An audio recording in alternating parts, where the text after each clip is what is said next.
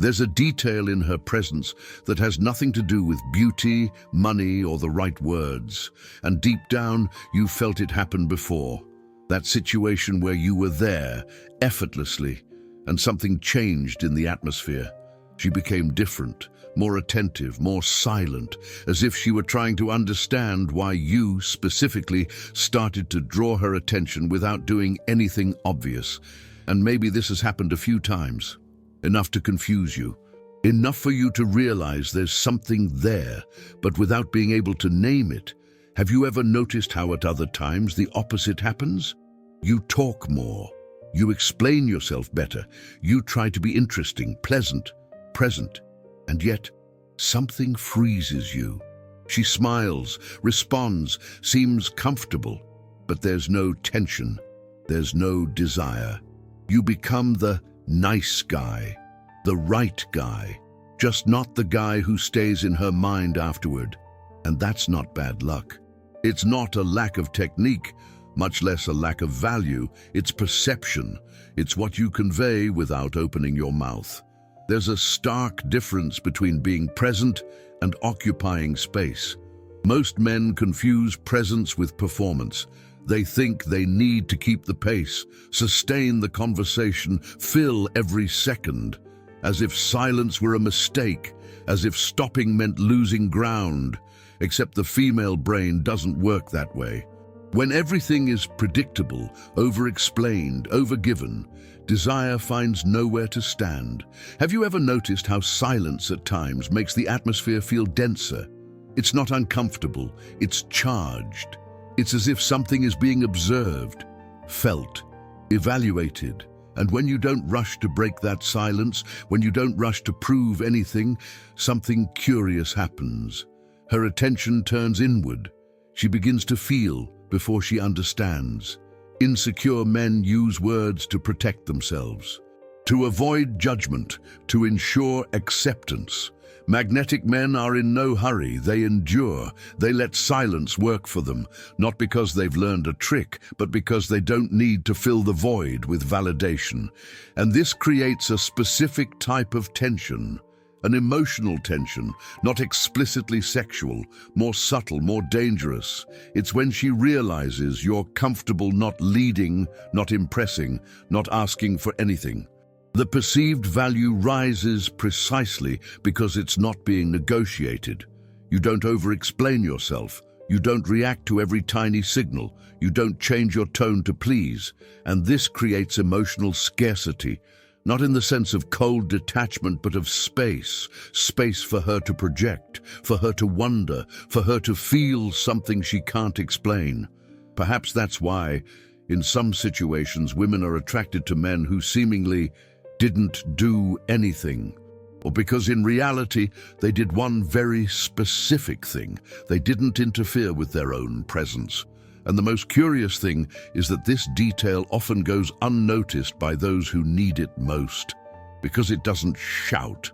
It doesn't appear in ready-made phrases. It's not learned by memorizing behaviors. It reveals itself in the way you deal with silence, with pauses, with a look that doesn't ask for permission. And that is still just the tip of the iceberg of what truly creates that strange, almost inexplicable attraction that lingers when you leave. At some point, you'll realize that continuing to react the same way only leads to the same outcomes, the same lukewarm conversations, the same connections that don't go anywhere, not because you're not good enough, but because you're still operating on autopilot. Change doesn't begin when you learn something new. It begins when you decide to stop acting impulsively and start choosing who you are when no one is judging you. Perhaps that's why this video resonated with you. If something inside you made sense, you already know. And when someone recognizes this, they usually leave a sign, not for me, for themselves. A silent marker of decision, liking the video, subscribing, not as an empty habit, but as a discreet gesture of commitment to the version you are building. Because from here on out, the way you present yourself never needs to be the same again. There's a point where attraction stops being about what you do and starts being all about what you don't need. It's subtle, invisible, but the impact is immediate. Because even without consciously realizing it, she senses when you're there seeking something from her: attention, validation, approval. And she also senses when you're not. The female mind is trained to pick up on micro gestures: a slight adjustment in tone, the haste to respond, the explanation no one asked for. All of this communicates need even before the words arrive, and need shifts the dynamic. It doesn't matter how interesting, polite, or available you are. When you're needy, the perceived value drops, not because you lose importance, but because you start giving too much before there's enough tension to sustain desire. The curious thing is that many men don't feel needy. They just believe they're being attentive, but the emotional effect is different. Have you ever noticed how some women distance themselves precisely when you start to be more present? It's not sudden disinterest, it's the disappearance of the mystery. When everything is accessible, involvement encounters no resistance. And without resistance, there is no attraction. Desire is born from the encounter between presence and autonomy, between connection and space. The absence of need isn't coldness. It's not a game. It's inner alignment. It's when you react to the world instead of trying to control it. You don't change your behavior to please. You don't speed up to secure things. You don't adapt to avoid losing. And this creates a feeling that's hard to explain. She feels that you're there by choice, not out of dependence. That if she gets closer, great. If not, you remain whole. That's the detail that makes her silently wonder what you have. Because her brain is used to men who adapt, who negotiate value with effort. When she finds someone who simply is, something freezes. Logic loses its power. Emotion takes over. And the more comfortable you are with your own life, the less you try to convince someone to stay. You don't compete for attention. You don't force connection. You don't respond immediately just to show interest. You respond when it makes sense, when you want to. This creates emotional scarcity without distance, presence without attachment, a rare balance. Perhaps that's why some women become deeply involved with men who never asked for anything. Because these men weren't trying to fill a void. They were simply sharing space. And that space, paradoxically, is what allows her to get closer. The problem is that acting this way requires an internal decision. To stop seeking external confirmation. To stop acting as if every interaction is a test. It's uncomfortable at first, because you stop using behaviors to feel safe. But that's exactly where attraction begins to emerge naturally. You no longer control her reaction, and that gives you back something essential: inner direction. When you don't have to, you choose. And when you choose, something changes in how you are perceived. Perhaps now you'll begin to notice how many times you acted differently, how many times you over-explained, how many times you tried to force something to stay alive. Recognizing this isn't weakness, it's the first sign of change. If that point resonated with you, you know. And when someone notices that, they usually mark the moment, sometimes with just a few words, something like, "I choose," or "no need." A silent sign that the dynamic is beginning to change. There's a specific feeling that changes everything. It's not displayed, it's not declared, it's perceived. It's when you convey the impression that you know something she doesn't yet know. Not in a sense of superiority, but of inner direction, calm, an axis that doesn't oscillate according to her reaction. You felt this coming from someone before. That tranquil silence that doesn't ask for an answer. The posture of someone who doesn't need to prove anything. When you don't try to impress, something strange happens. The conversation slows down. Her gaze searches for more, because excessive effort gives away all the cards too soon. And when everything is revealed, there's no room left for curiosity. Mystery isn't born from hiding. It's born from integrity. From not offering explanations prematurely, from allowing experience to speak for itself. You don't tell your whole story. You don't describe your plans as if you were selling yourself.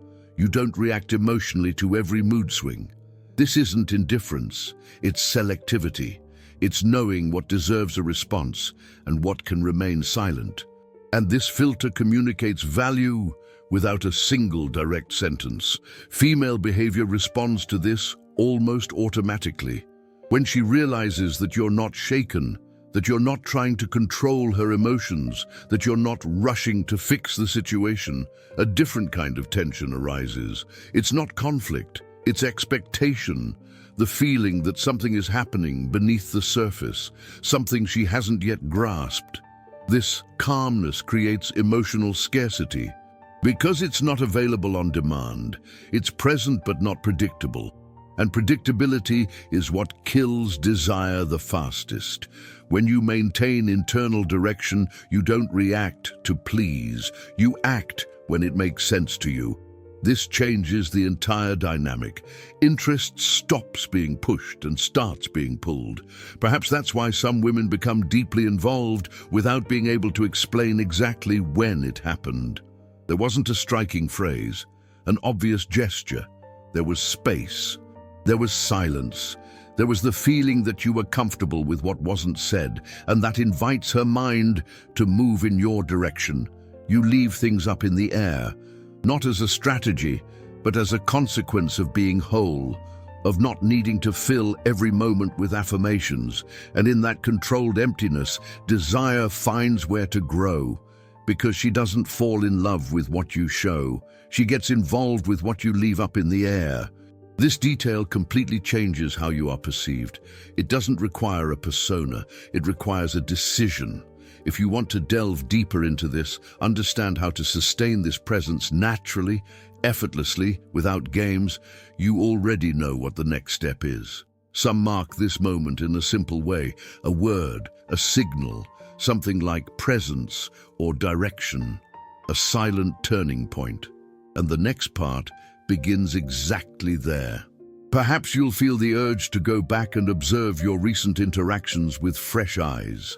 Not to blame yourself, but to notice patterns, small reactions, automatic adjustments. That's where the silent commitment begins. A simple gesture, like observing this space and remaining here, not as an obligation, but as an internal sign of continuity. And when it makes sense, record something that represents this decision. It can be short. It can be just presence, calm, or I choose. The important thing is that it's yours, marking the beginning of what is yet to be revealed. If something resonated here, you know where to put it out there, in a few words, like a mirror of what is changing now, while the next step silently approaches, and you remain attentive to what has not yet been said in this internal space.